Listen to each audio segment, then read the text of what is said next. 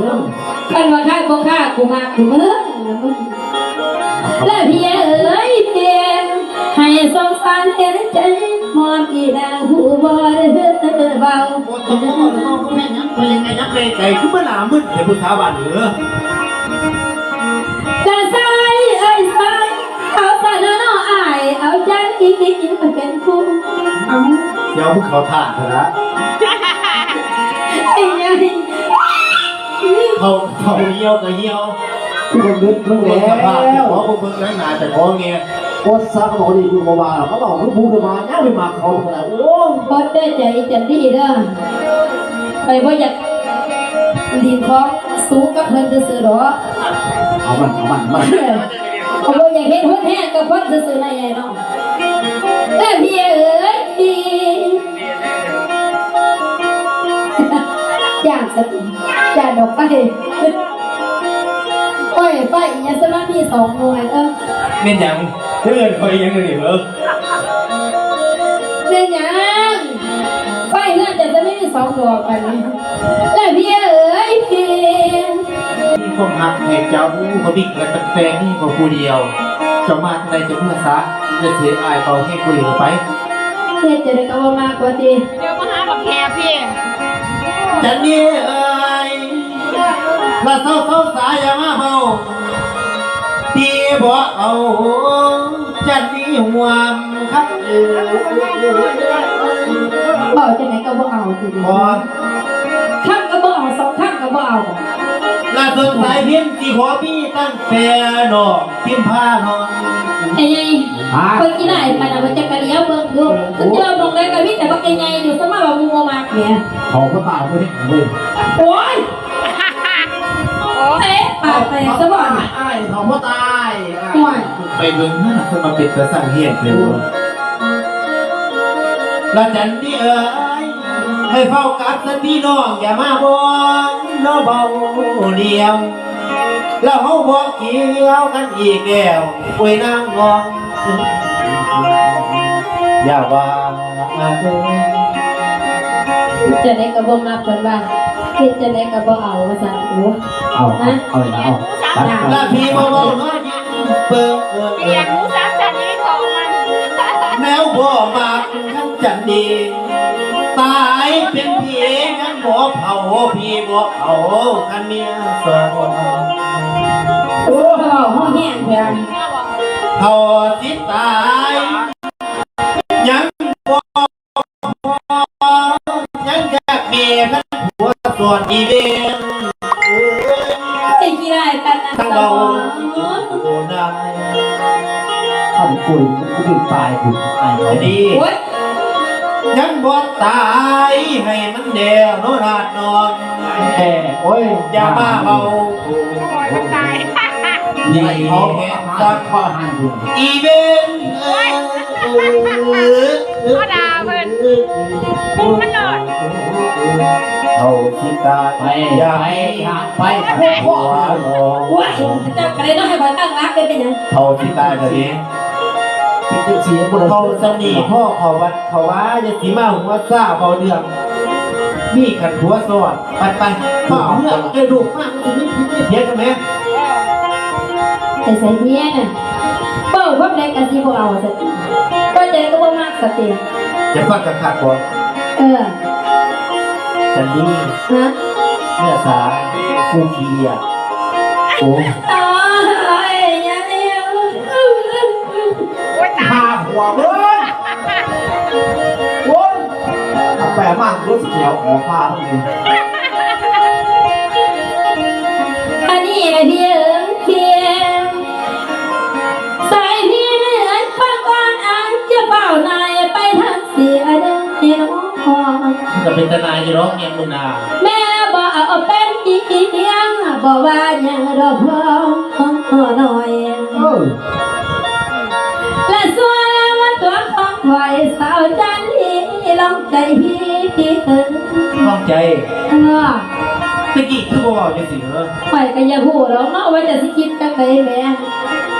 แล้วพี่เอ๋ยพี่แม่บอกหาต่อหน้าก่อนจะนี้ที่บอกว่ายังและสายไอ้สายขอได้ว่าพี่จัง ใจขอได้เลยบ่ พอยังถ้าทิ้ง ข ก็ อ เอาไปเล หั ย กเพลงเป็นเพียงเน็ตที่ดีก็พอแล้ว ถ้าอย่างเป็นเม็ดแต่ว่าเป็นหักเป็นเพี้ยนแบบเขาบอกแบบสูแบบแค่เขาหักใส่กี่หรอ น้าสายเอ้ยสายน้าบ่เป็นอะไรแล้วขอเพียงสั่งบ่แน่นายและสายเพียงขอเป็นน้องน้อแลไอ้โอ้ยเพียงนี้เสียว่าได้ต่อสายต่อไปนะโอ้ยน้องละนะ เบาคือนี่บอลสู้ขึ้นอันสู้เพี้ยนที่มักเกี่ยวซึ่งห่วงทำให้เซวัตจะยิ่งก็สนใจสิพอพี่จะเป็นน้องเสมอ แม่นะที่ว่าไปเมื่อกี้เนี่ยว่าร้องใจจะเสือเดี๋ยวนี้ไอ้เสพิษเจ้าคือสิเมื่อยบอกว่ามานั่งพักผ่อนรอกันจักหน่อยจะเรียกกับสิเมื่อยดอกก็เลย ขนม ยังรอตายหรอก ไก่จะได้แม่ เอาหัวไก่กับสิเป็นยังไก่ก็ไก่แบบไก่แบบนอกเนาะ มันเย็นอยู่บ่ ตู้เย็นเลยจ้ะเสียมา ไอ้เพี้ยน ก็เรียกว่าพีมันน้องได้เหรอ ตั้งเลยเป็นยังไงพวกฮักเขาก็บอกว่ายังกระดกเป็นไอ้เป็นนอกกันน้องฮักแค่กันน้อง จะดีเลยก็จะบอกจังสันอาจจะเฮดีใจแม่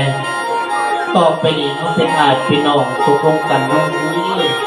พอเป็นยังดอก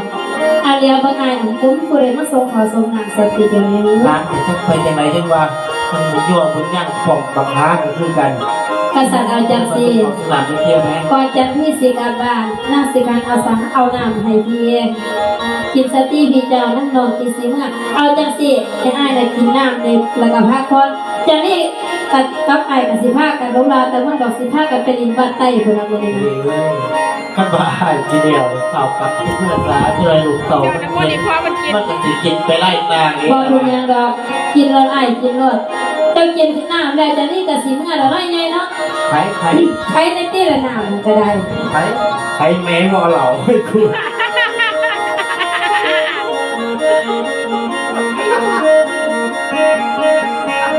ไอ้ มัน น้ำ ด่าเมียเนาะนี่ เอาอันนี้มันน้ำดื่มบริสุทธิ์โอ้ยกินได้แล้วก็มีแห้งยาวเลยนะ มันสิซุดอยู่ข้างของรอนี่แหละขนาดเมื่อนี้นี่เลยเอ้ากินก็กินขันอายกินเนี่ยกับตุ๊กกุ้งเป็นอายพี่น้องกันเอง อันนี้ก็สร้างน้ำสาบานแล้วเราเข้าสองคนอายกับน้องกันสต๊อก มีหอมหอมจุบจุบจุบ เป็นจะไหนเซวินแสบอยู่บ่ เหลือบ่บาดนี้มึง น้ำยังน้ำยัง มียาพร้อมการหาสัก น้ำเอามาแต่ใส่ก้อยใหญ่ซื้อแล้วจะหาบ่ โอ้ย จะหาเดียวใส่บ่อาย โอ้คือพร้อมการหาอย่าซะ สิเก็บหัวแห้งเป็น น้ำสลีวะ เป็นอะไรที่เป็นแบบนี้ เอา เอา หานตายนะ ไอ้ยัย ฮะ คือมันสิตายสมบัติ บักเขาสาเขาเลยว่ากินนะหักปากถึงก็ไม่ดี เอา เป็นตาเขาท่าอยู่บ้าน หัว เอาไอ้พินกินน้ำเศร้ามีแห้งซะได้ไอเด้อนี่สิบ่าวเมื่อก่อนไปเนี่ยไปพูดสิไทยเอาเนี่ยแต่มันเออ ไม่ใช่ที่ไปเจริญมาเจริญเองเหรอ เอา ที่สอบไปสอบกลับใช่ไหม เอามันแต่บางคนโดนเลยดิ เออนี่ได้ผลได้ผล น้ำกระดานไปหาจันหากับจันหาเดียวใส่แต่ยา การหาสัก ไอ้พินแล้วก็ได้เนาะไปเนี่ยไปจะไหนอันมูสิหาเขาได้เนาะ อันนี้ บ้านบ้าน คนนึงคือว่ากี่ไรคือว่าอะไรนี้ขึ้นมา พอบ้านมามาหอไม่อะไร ไอ้พิน เจ้าก็โยมมาหลุดถึงไปกันมาหลุดจะเอาผัวมาส่วนสิ่งห่วงทำให้เราไป คนนั้นได้เอาแล้วเนาะ นี่สำหรับคือกับอายนะผู้อีตัวผมใหม่ที่จะอายคนนี้ สรุปว่าเดี๋ยวนี้เดี๋ยวในลูกในเมียสติได้ คือเกิดมาจะหลอกขึ้นมาอะไรไหม เฮ้ยคุณเซ็ต มาวันนี้ฟังโคราจันนี่ ที่ไผที่มันเดิม ระบัวฟังเอ้ยมาเห็น สาวบ่ได้เกี่ยวคนเคียงมาทั้งสันนี่ โอ้ย บอก อายตังคนเลย โอ้ยเข้าสีรอนะหรือ ไปถูกไปละก็ยอมรักเบิ่งทางด้วยอย่างคนมา แล้วนั้นที่ยังกูยังไงเก่งใจลูกสาวเพิ่นได้เด้อป่าเอิญสิถามโทรเป็นข่าวครับ เห็นว่าสิเก่งเนาะ และจัดที่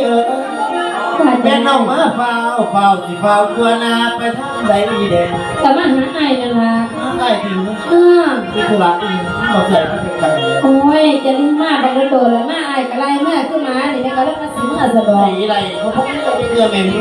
ก็อายนั่นแหละเป็นคนไงเมื่อกี้นี่แม่ ไอ้ผมที่เบาที่บา เซ็ตมาเป็นหม้อ ที่ คู่อ่ะ ที่แต่งที่พี่กับน้องลา บาทเอาแบบเอาแบบ ตัว สรุปก็น่าเปลี่ยนนิสัยดีกว่า ว้ายของเพลงของการหารับหนึ่ง ละนางเนี่ยละแจกที่สั่งมาเทน้องสั่งมาเทน้องที่กองน้องเขียนเองละไหนว่าแกเป็นนักเด็กต้องการนักนอน พ่อไอ้มึงอัศวะเด่น คนนี้มันกระไรเดียแต่ผมเขียน สิ ทุก บ วัน หัวแล้วก็บาดเลยไง โอ้ยอะไรมาเพื่อ ละแจกที่ละพี่ที่คันอาสาเอาตัวน้องเป็นเมียสายมาสอนน้อง มักเดียวก็เลยมักแล้ว เด็กขัดเลย ละแจกที่แดงกันเดียวน้องลาเป็นเมียอายอยู่ห้องสอง ฮะ เป็นการแต่งงานที่ไปในปัจจุบัน ห่วง เอาอีกแค่น้อย แม่จะสิบ่ให้บ่ที่ได้ อีกแค่น้อยโอ้ กินอีกนึกโอ้ยจังสี่เลยไอ้ กินมากกว่าเก่าอ่ะที่ กินยัง กินน้ กินน้ำลืม ำรอบ่ว่าจะได้เห็นไอ้ข้อแหงนะไอ้กิน โคเฮีย ข้อแหงไอ้กินสักกินสัก อันแฟนเพลงตัวว่า โอ้ยถ้าต้องกินบ่จ้าให้ก็บ่เอาแล้วสิบอกให้สิมึงหาได้ต้องกิน บิน บางลุกโอ้ยหวานจริงเลยกินสัญญาไอ้สัญญาเค้กอันนี้พวกนั้นกูถึงกู ละ น่า แจ จะ ก ไป ที่ มันจะ ละ มา ตัวนาบะมีก็มีตั้งแต่น้องเป็นเมียพี่เราคุ้มเดียวเดียวสิขอเอาขนมเดียวเอาขนมเดียวเข้าหัวมัน สรุปประมาณกี่ปีสักวัน ละกำเมกันดวงสีวิขันของอายบอกให้น้ำหน่อย โอ้ยแพ้กับแพ้เองเดี๋ยวนะ ละนางเอ็นอังละมาสะโอ อ้าว สมาสี่ตำใช่ไหม ละมาสะโอ โอ้ต้องสี่เราจับโกนมันแล้ว พี่นาคนไหนเป็นมึงเยอะ อ้าวไป ละมาสะอ่อนบนคนเดียว อีหยังละเดียวว่าไม่รู้ เซ็ตนอนกูไป อีหยังเดียว เรียกว่า เจ้ากินไหม ไม่หูอ่อนเฮ้เฮ้เฮ้ ดีอยู่หูดีอยู่ ที่เขาจะได้ยินเด่นให้ฮักเอาจันดีเอ๊ะเว้ยน้อเว้ยนา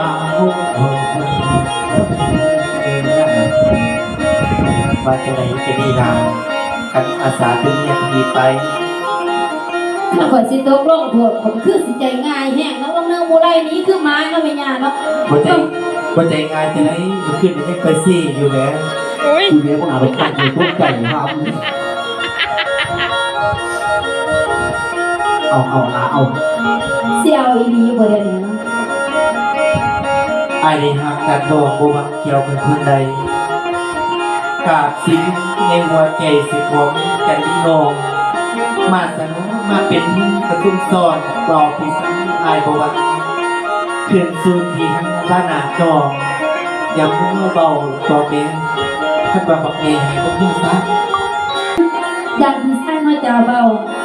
เอามาพากันเผานอนในเถียงให้มันมวนอ่ะ อุ้ยมวนขัดอีนะตับ ตอนนี้อาการขึ้นพอสมควรเพราะว่าเอามานอนตุ่มตาสันน้ำลายบอพี่ไส้ ไอ้แซ่ที่มีก็มาหอดเอง นะ กูด มันเป็นยังไง กูดไอ้ที่มีบอไอ้ที่บอมาหอดนักเกินนะ โอ้ย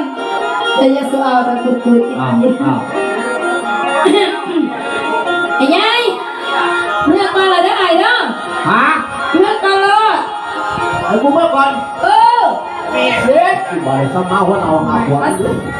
มาสินอนสิอยู่เต็มสิไปอะไรก็ไปแล้วว่าไม่ได้สิมานั่งจอบึงอยู่นี่เด้อ บูซิไม่น่าห่วงกูมันจะดี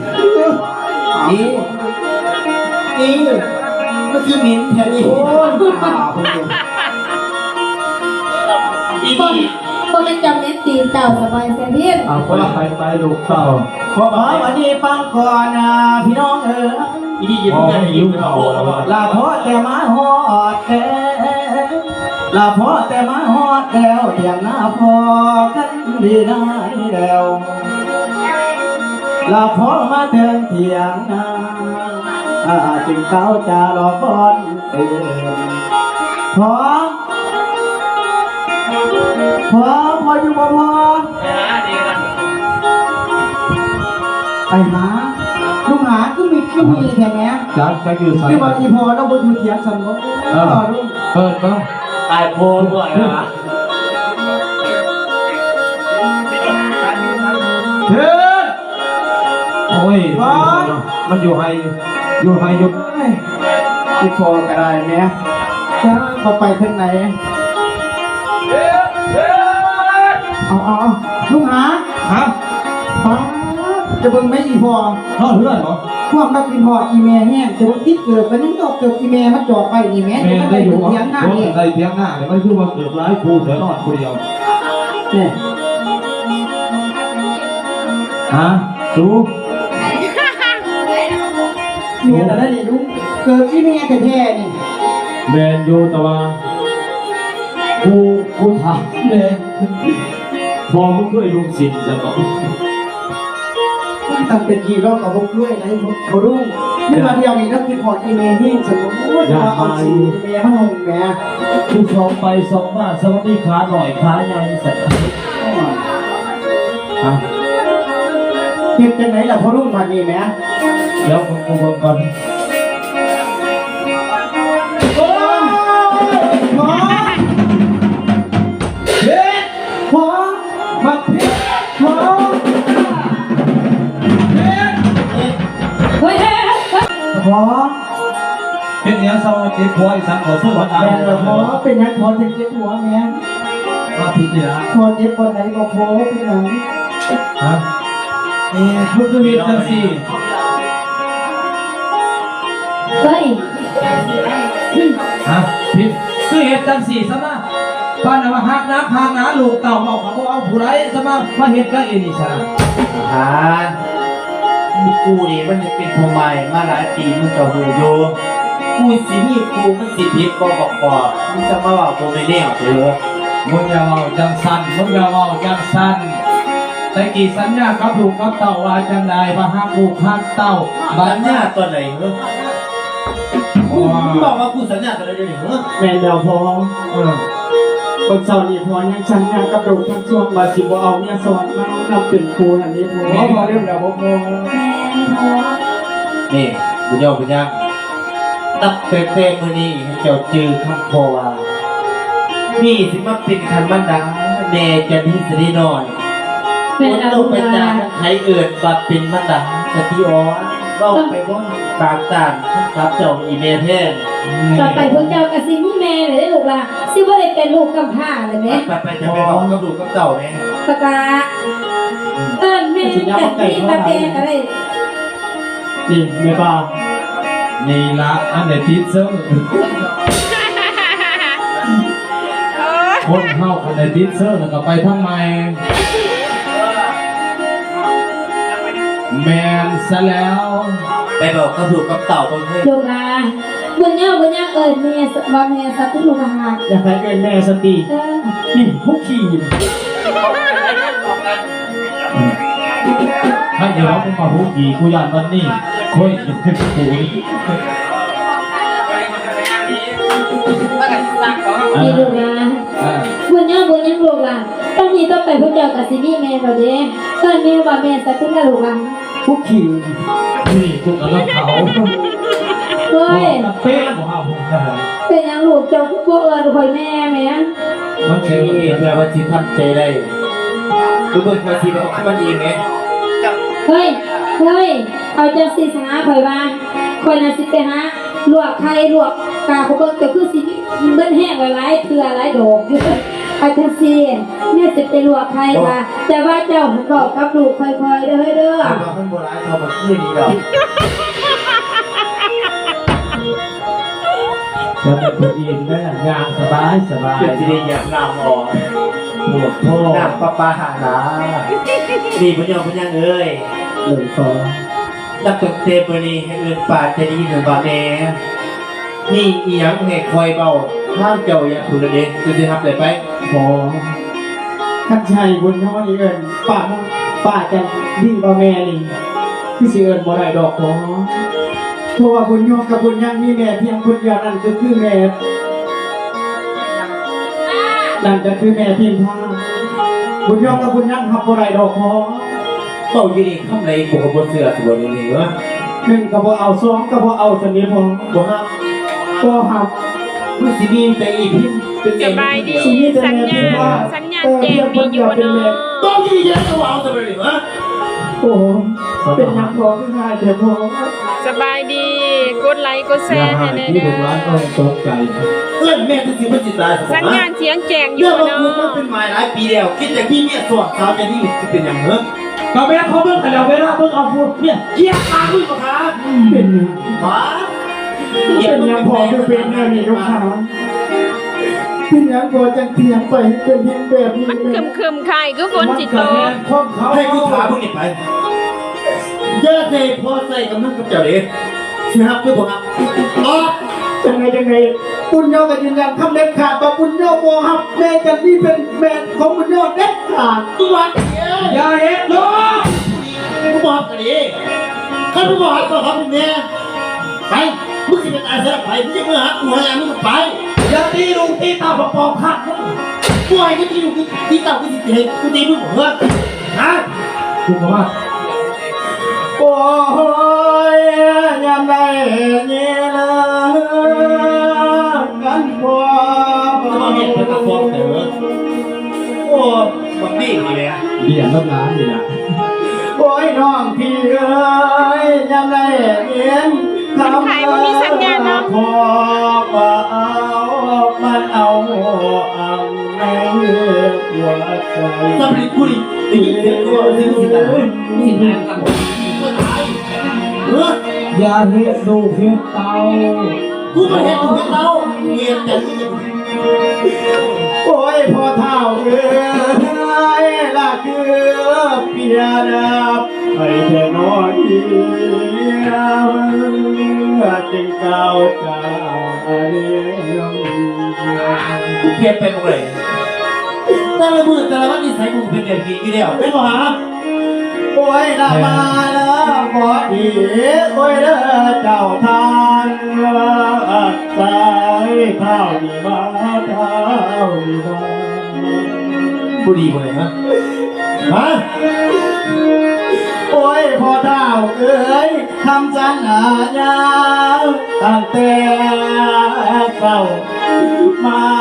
บ้านนี้พอสั่งคือ ให้สัญญากับมึงให้สัญญากับมึง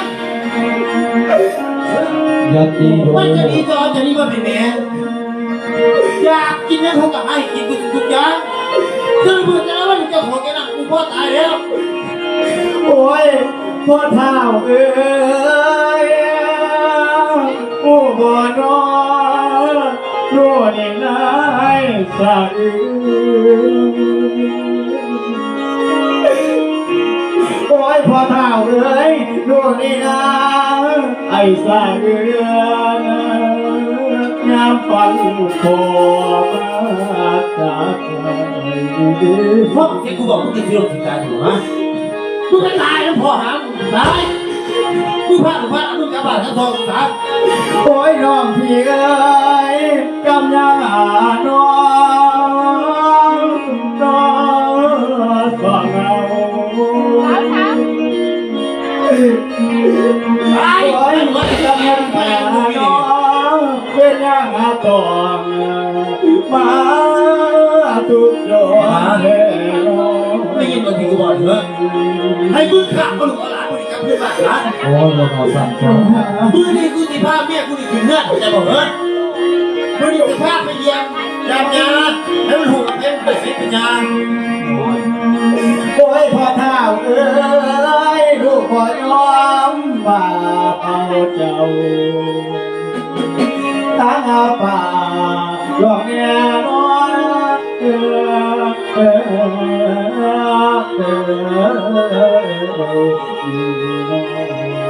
มึงหันตัวมาโอ้ยมึงเป็นยัง มึงเคยบอกมึงไปตายแล้วก็มาถามกูหรอก เกียร์มาฆ่าเสมอถ้าว่ากูจะเอาเมียก่อนสามจะมีก่อนก่อนก่อนแต่ผม ไม่ดีอย่างกว่าสัตว์นี่ จะนี่มันคือเมียกูโอ้ก็เป็นมึงเขาเป็นเมียเซลจะบอกเหรอ น้อยขนาดเชียว สำหรับเรื่องนี้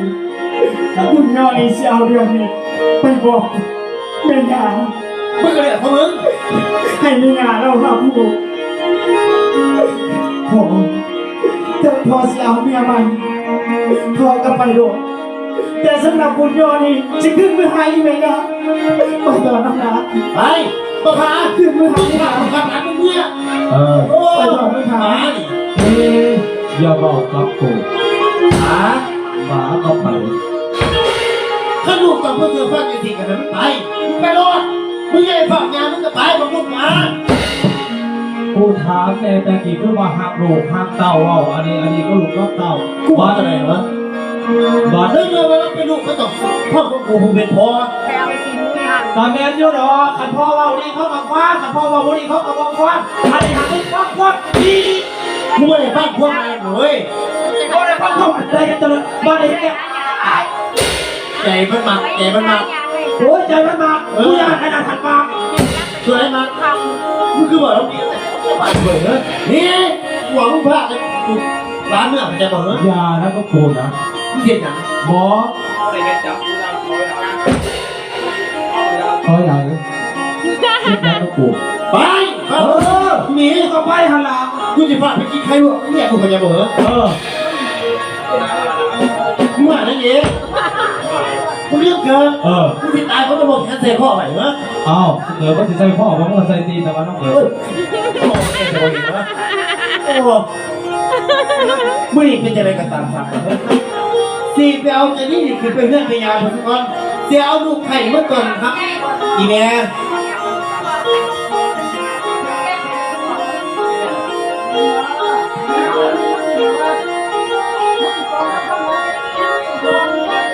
สัญญาณได้อยู่บ่เนาะจิตตอบทันผู้ส้มนี่ก็ตอบบ่ได้มันมีสัญญาณ อันเดียวนี่ละพ่อแม่เอ๋ยละพ่อมารับก่อนใส่ละมนทัดไหลไปเป็นจังไหนแล้วแม่ใหญ่ฟังนิทานใจสิก่อนความขันจอดใส่บอนดีและนาแม่ที่กะเห็นเจ้าเป้าเขาใส่บอนมันดีอย่าเป้ามีเมื่อนอนก่อนที่นางอยู่เติง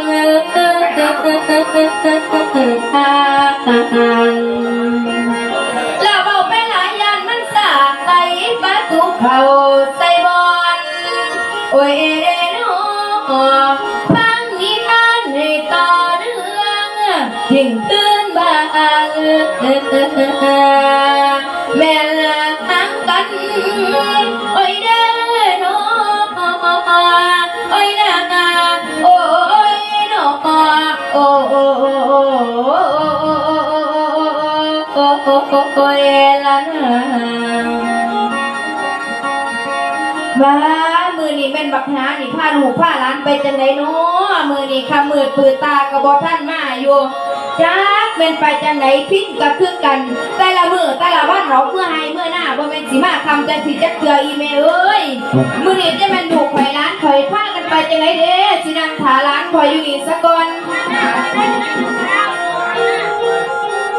โอ้ยพี่น้องเอ้ยลาเดินชมเจเพื่อนมาบ้านโอ้ยพี่น้อง องเอ๋ยเลิศทรงเจขึ้นมาบานทองลาบานน้ำตาน้ำตา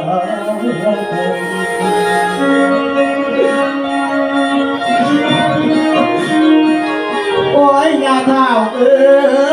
ยหูบ่อนอกันบา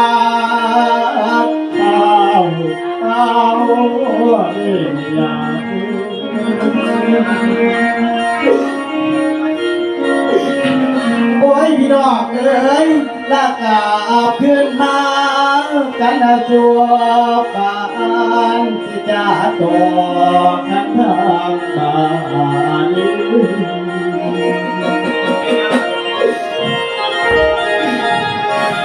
โอ้ยพี่น้องเอ๋ยทรมานในวานใจปัจเจกไทยดีทำพังยาเท้าเอ๋ยหูบ่อน้อ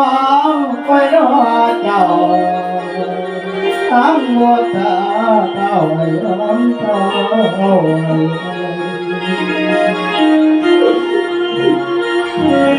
โอ้ยพี่น้องเอ๋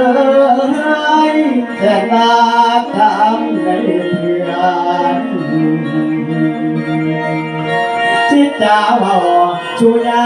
ฟัง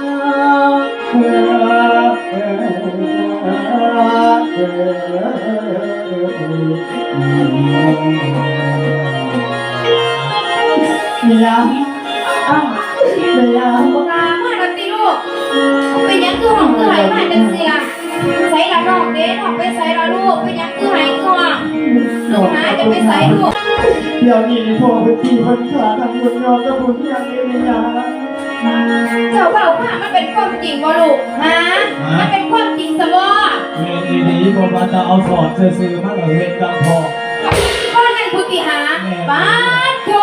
ท่านมันเป็นจังสันเมบ่ได้ยอมได้หานี่ลูกละ โดยวิญญาณ เจ้าบ่ต้องห่วงดอกแม่บ่ได้ยอมดอกคันมันสิเอาไปอีกจังนี้แม่แฮงบ่มักอีกกะดีบ้านอีกกะดีเมืองกันนี่ดู จะได้กระยานกับวิญญาณให้วิญญาณเอาพ่อของบุญทำกับบุญให้ที่มาด้วยวิญญาณ บ่ต้องห่วงลูกละ จะซื้อ มั มาน ป จะ ลูก เจ็บ สร้า ใส่ งพ่อ บ่ แม่ ใส่บ่ลูก พ่อเป็นที่เขาอยู่บอนนี้แม่ โอ้ยเศร้าเป็นไปอีกตัวลูกก่อนมา วันนี้พ่อเป็นกะตี เอาหลานขอไปสักก่อนนะถ้าหวานถ้ายาให้ลูกให้หลานสักก่อนจะมึงกลับออกมาบอกกับแม่ก่อนหา พอมานี้สายพีนาขึ้นมาบาดบ่ทันน้ำใกล้สิครับใจนี่มันซอทำเลยกินไม่รองขอเอิ้นหาเมียเอิ้นหาเมียกะบ่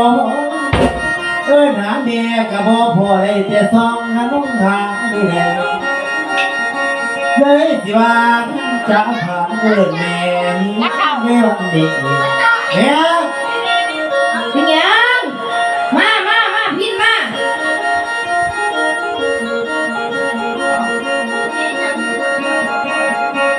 อีแดง เห็น ไม่หยังก็มานาบุญ เนี่ยเดี๋ยวนี่ฮะลูกกูหลานกูออกมาส่งเขาส่งหน้ามึงเป็นหยังมึงคือตีคือขาลูกกลับมาจังสันดอกพิน แม่เจ้าก็ฟังเหตุข้อผลในไปพวกให้คนตีพวกกับขาไม่เจอคนพ่อบักหาก็คือกัน มันเป็นหยังกับเดี๋ยวนี้ มันบอกสอนลูกคนสิ่งที่บ่ดีกันเว้ย มันบอกสอนลูกมึงสิ่งบ่ดีแล้วมึงก็บ่สมควรไปตีไปขาลูกจังสันได้พิน แม่ก็ต้องบอกไปร้ายเข้าไปมื้อนี้คอยเอาจานี่เขาอยู่สอนเป็นเรื่องของกระสอนบอลคอยจะเอาไผ่มายามเจ้าขอบ่เจ้าเอาตัว หยุดดดพินถ้าเราพินจะเอาไปอีกกันนี่แม่บ่ได้ให้เอาเด็ดขาดเด้อแม่บ่ยอมเด็ดขาดด้วย เจ้าใส่พ่อผู้ใดล่ะแม่ ก็ไปกับยานนอกจากอีกันดี้นี่ แม่ แม่บ่ โอ้ยหาบ่ไปซื้อกูไปสร้างพ่อแห้ง ถ้าพี่จะพ่อฮักเอาลูกไผ่ผม บ่จังไหนแม่ก็บ่ฮัก นี่เพื่อนก็เป็นเพื่อนกับพี่เด้อ เฮ้ยแต่ว่ามึง เฮ้ย เออ อย่าสืบเอากับแม่ให้จ่าสัตว์ที่หลังไม่ พาเลยก็ เอา บอก ไป ว่า ที่เนี่ยเราเมื่อยเมื่อยยางมากลมใส่กระเทหน้าแต่สองเกลือพักอาจไปเอาน้ำจะเย็น ไอ้ ให้ หน้าม าก เขี ขึ้น ยว เลย ก็บ่อยากเป็นเก่านะให้กิน จะ เดี๋ยวแม่ จะนายสิบอกกับพี่ยายดอก เขาจะมาเบื่อหน่ายอีแห้งเด้เนาะ นี่ ครับผม อีพี่ยา เอาเลย หยุดปากมาหมาก็มึงนามาหมาก็มึงบ่มีสิทธิ์มาเอิ้นกูว่าในนาหรอกกูว่าหันมึงไปหลบภัยพวกนี้ โอ้ยไม่ไหวเขา คือมาเก่งค่ะ ยาสิบอกเรื่องน้ำก้อยเก่าเด้อ ข้างวันนี้มากูมากูไส้มาเนี่ยปาเดียวกูเตะแล้วเขียน3ถูหลอดคนเดียว นี่จันนี่กูว่ามึงมาอะไรมึงกลับไปทางนั้นไป มึงอย่าสิมาอยู่มาเกี่ยวกับลูกชายกูว่ากูว่าหันก็นักหนาเป็นลูกไผ่กรอกไปเมื่อเดือนเรียนหา สู้เข่าพันแล้วฝ่าบนจะใส่กระดูก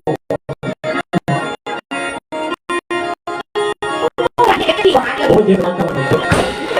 นี่อีเมียทักมึกกับว่ากะรีสองทักมึกกับว่ากะรีกะรีเนี่ยมันผิดหัวไปมึงสเต้โอ้ฮะ ฮะ นะ พี่หัวแม่มึงจะบอก พอบริพิษ